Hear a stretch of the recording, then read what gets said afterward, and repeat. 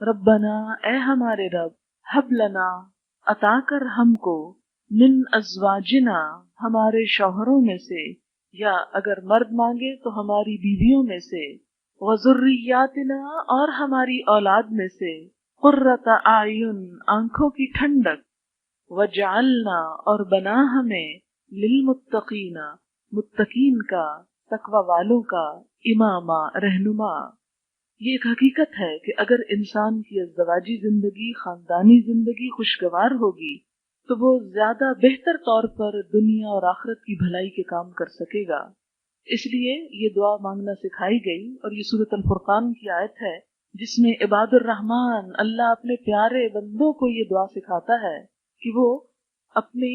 ذاتی خوشیوں کو قائم رکھنے کے لیے بھی اللہ سے مدد مانگیں، اور پھر تقوی کے کاموں میں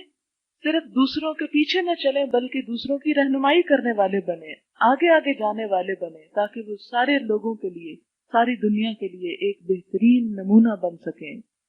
ربنا هب لنا من ازواجنا وذرياتنا قرة اعين واجعلنا للمتقين اماما۔